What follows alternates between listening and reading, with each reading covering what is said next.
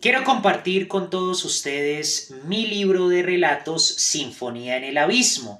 Es un libro de cuentos que explora la locura, lo sobrenatural, la naturaleza de la realidad, la pregunta por el sentido de la vida y ofrece diferentes personajes sumamente misteriosos, complejos, entretenidos que van a llenar al lector de asombro, de entretenimiento y de enseñanzas filosóficas, entremezclando diferentes tramas que van desde el encuentro con vida alienígena hasta los universos paralelos y la esquizofrenia, hasta un simple diálogo en un bus acerca del suicidio y el sentido de la vida, hasta las revoluciones, hasta una peste de lo absurdo que se propaga a la velocidad de la lucidez en una sociedad repentinamente enfrentada al hecho de que nada tiene sentido, diferentes temas, diferentes situaciones relatadas con un estilo sumamente fácil de entender, lleno de metáforas impactantes que ofrecen un crudo y trágico, pero a la vez hermoso retrato de lo que significa ser humano. La música bella, digna y libre de la existencia, que emerge del abismo, del miedo, de la angustia, de la muerte y la desesperación. Entonces, quiero mostrarles el libro que fue publicado con la editorial Nueve Editores. Tiene 11 relatos, es un libro bastante corto, ya se puede adquirir escribiendo al número de WhatsApp 301-287-5971. Hay cientos de ejemplares para que ustedes se animen a comprar uno de forma protegida, con garantía desde luego. El libro tiene un costo de 40,000 pesos colombianos y los invito a que adquieran un ejemplar. Acá tenemos entonces el ejemplar de mi libro Sinfonía en el Abismo. Como pueden ver, la portada fue realizada por un artista que pueden encontrar en redes como Sirena Lunática. Es una artista extraordinaria que comprendió muy bien la esencia de mis relatos de terror psicológico y crítica social e hizo una portada que reflejara los múltiples rostros de la locura, el simbolismo del inconsciente. Acá pueden encontrar un breve resumen de mi obra que dice así: Sinfonía en el Abismo es una colección de relatos cortos en los que el autor Nicolás Esteban Fajardo Devia explora el terror psicológico, el existencialismo y la crítica social. Lo abyecto y lo siniestro se unen para ahondar temas como la muerte, el fracaso, el conflicto contra lo absurdo de la vida y la tragedia circular de la historia. Cuando abrimos el libro, encontramos una breve biografía de mi experiencia con las letras, cómo me enamoré de la literatura, lo que he hecho a lo largo de mi vida profesional. Y dice: Nicolás Esteban Fajardo Devia nació en el año 1999, pasó su infancia en Inglaterra, donde aprendió a amar la literatura y comenzó a escribir novelas y cuentos. Ha publicado cuentos en revistas, estudió filosofía en la UPTC de Tunja, participando como ponentes en varios eventos nacionales e internacionales. Entonces ahí encontrarán la biografía que les muestra un poco cómo ha sido mi trayectoria en el mundo de las letras y también de la docencia en filosofía. A continuación, entonces, encontramos el índice de mi obra, los cuentos, desde La peste de lo absurdo, Biografía de una sirena, La enfermedad de ser otro, Catarsis en un bus, hasta Mensaje alienígena, El legado de la vida, La ciudad al otro lado de la muerte. Son relatos bastante cortos que nos transportan a mundos inolvidables. Yo quisiera leer solamente la primera página del libro Sinfonía en el Abismo, del cuento específicamente Catarsis en un bus. Este cuento trata el tema del suicidio, la angustia existencial y la posibilidad de encontrar en el otro no el infierno, como decía el filósofo Sartre, sino la salvación. Catarsis en un bus. Este es el cuento. Y dice así, el cuento número 4 de mi libro Sinfonía en el Abismo. Catarsis en un bus.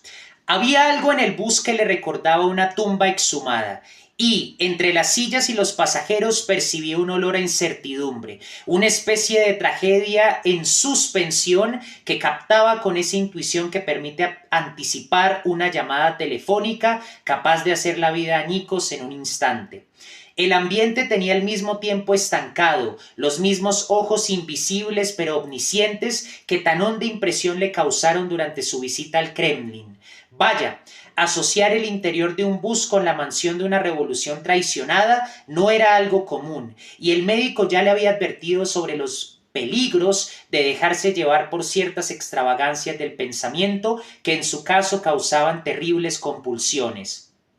¿Correría el riesgo de enumerarlas? ¿Se atrevería a probar su suerte después de la tontería con consecuencias eternas que estuvo a punto de cometer apenas hacía una semana? De nada sirve pretender tapar el sol con un dedo, al infierno con los prejuicios. Hace poco intentó suicidarse, y ante ese hecho juzgaba que ignorar su estado de ánimo, a veces de poeta maldito y en otras ocasiones de profeta idealista, equivalía a un autoengaño. Su rutina de intereses tal vez fuesen otra especie de engaño, ya que desde su adolescencia tenía aficiones poco comunes. Luego de escribir un extenso manuscrito para intentar descifrar el significado oculto de la última composición de Mozart, dedicó sus esfuerzos a encontrar la prueba de seres provenientes de otros mundos en antiguas mitologías. Para ello trató de aprender sumerio, persa e incluso confusos dialectos indoeuropeos. Escribió 500 páginas de hipótesis exóticas que desde luego ninguna revista ni editorial quiso publicar. Tras abandonar sus escritos en un parque y durante uno de sus paseos por los amplios salones de la biblioteca local, se le ocurrió que el mundo existe únicamente en la mente y que todo transcurre en el engaño electroquímico de un cerebro confinado a flotar en el interior de un frasco. Tardó algunos años en desechar la idea y de un momento para otro acabó convencido de que la vida no tenía ningún sentido. Una madrugada, Eduardo supo que nada de lo que hacía iba a perdurar. Pensó en su penosa redacción a la manera de un monje bizantino de las viejas partituras de Haendel en la era de la informática, su inventario de la propiedad de los granjeros feudales, sus ensayos acerca del último teorema de Fermat, y todo le pareció intrascendente. No, más que eso, resultaba fútil. ¿Por qué te preocupas por cuántos pelos tenía la barba de Sócrates? Si Beethoven murió virgen o si Kant alguna vez contrató a una prostituta. Desperdicias tu tiempo, debes perseguir problemas reales. Tales habían sido las palabras de su tutor en la universidad, y hasta las consagró en su cuaderno de apuntes para asegurarse de que las iba a recordar. Sin embargo, el problema no era leer la correspondencia de Rachmaninoff en vez de escuchar sus composiciones para piano o reducir a Cristóbal Colón a un mero navegante desfasado. No, la cosa iba por otro lado. Se sintió cansado como en un callejón sin salida y le parecía evidente que la vida era un acertijo sin solución, pero no por su complejidad, sino a causa de su absurdidad. Comenzó a pensar si acaso su elección de mantenerse aislado de los placeres corporales en una soledad autoimpuesta había sido un terrible error, pero pronto desechó la idea. Considerando el asunto con más detalle, ya no valía la pena arrepentirse. Dejó inconclusa su minuciosa corrección del calendario maya y decidió saltar desde el 7º piso del edificio donde vivía. Fue gracias a una anciana que tenía la extraña costumbre de pasear a su gata misántropa y de pelaje amarillo por los pasillos a altas horas de la noche que ahora estaba vivo.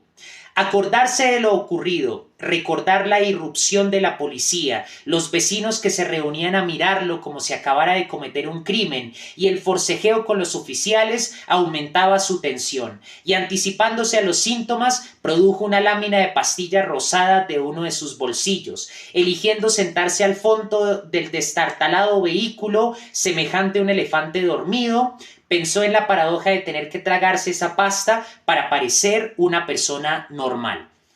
Solamente leí 2 páginas del 4º cuento Catarsis en un bus de mi libro Sinfonía en el Abismo, que ya pueden adquirir escribiendo al 301-287-5971 con una compra protegida, envíos a todas partes del país. En Colombia, vale la pena aclarar. Pueden ver que es un hermoso libro con un trabajo artístico muy significativo, una letra nítida, no muy pequeña ni muy grande, precisa para leer. Los invito por favor a animarse a adquirir uno de estos maravillosos libros. Les agradezco enormemente.